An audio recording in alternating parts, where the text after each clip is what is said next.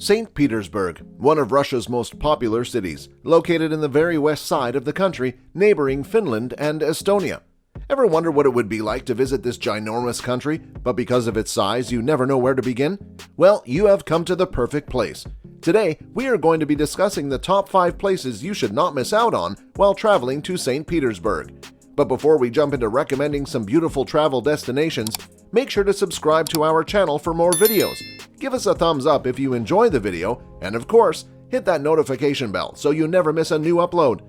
Now that we're all set, let's get into it. Church of the Savior on Spilled Blood.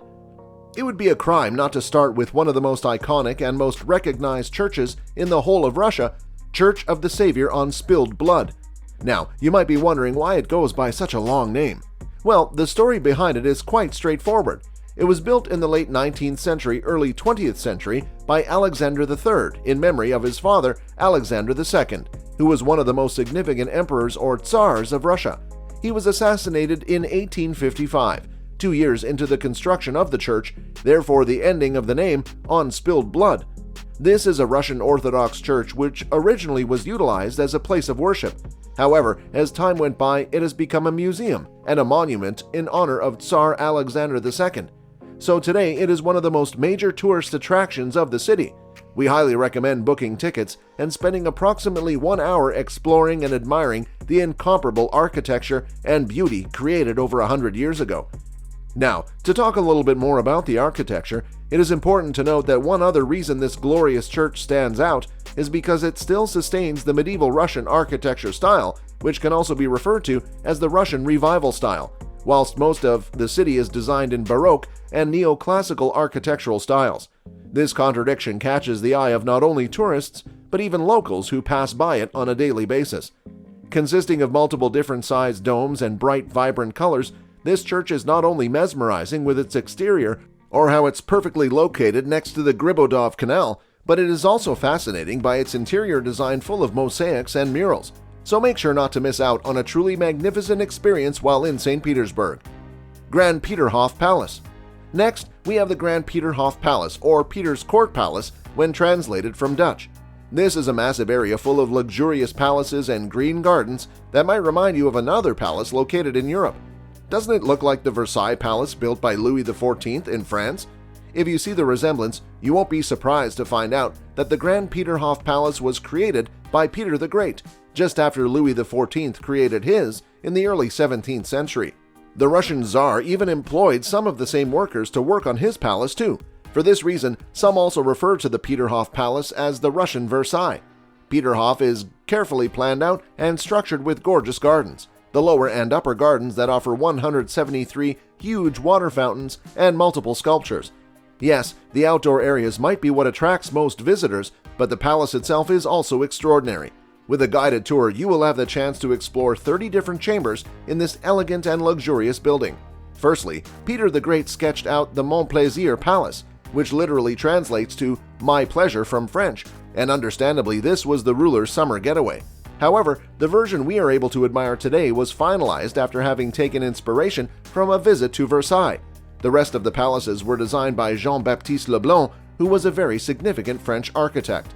This unbelievable palace is located around 45 minutes away from the city of St. Petersburg, however, still very accessible and worth whatever journey you decide to take, whether it be a boat ride, a taxi, or an underground train.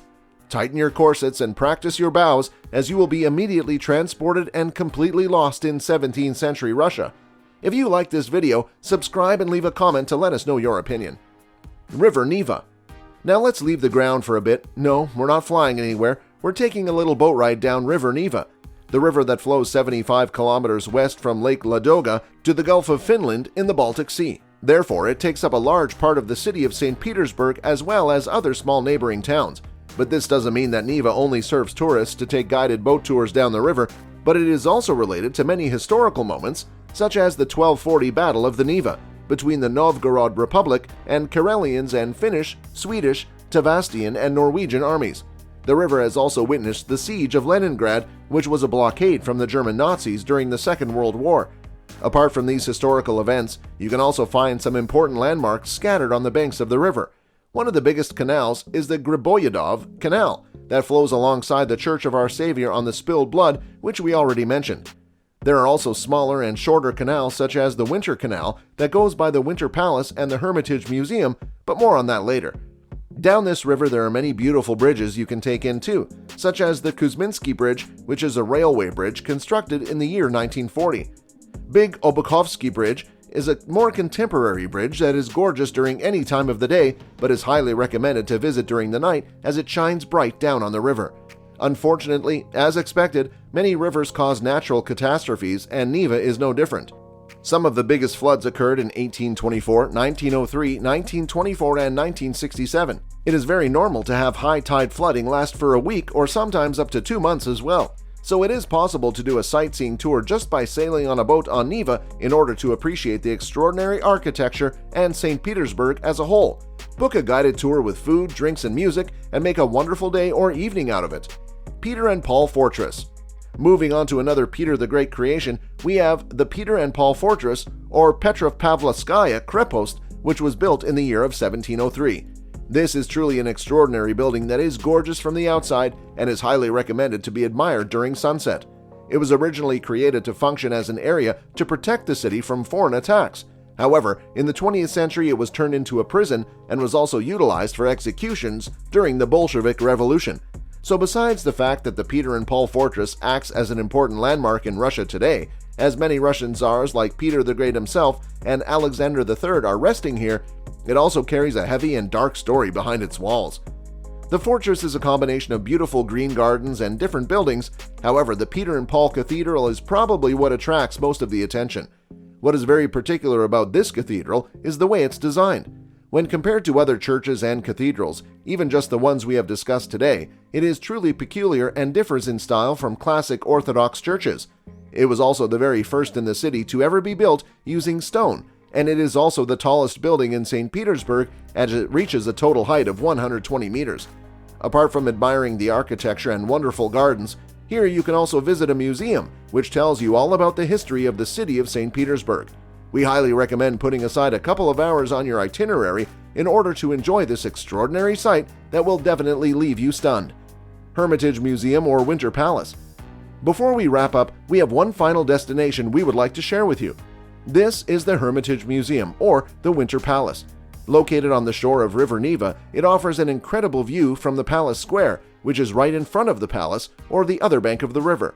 The museum was opened to the public in the year 1852, after Catherine the Great started collecting art pieces in 1764, so nearly 100 years prior. The Hermitage Museum is the second biggest museum in the world, following the Louvre in Paris, France. It keeps over 3 million art pieces safe. Yes, 3 whole million, crafted by artists from all over the world, such as Rembrandt, Henri Matisse, Titian, Van Gogh, and many notable painters.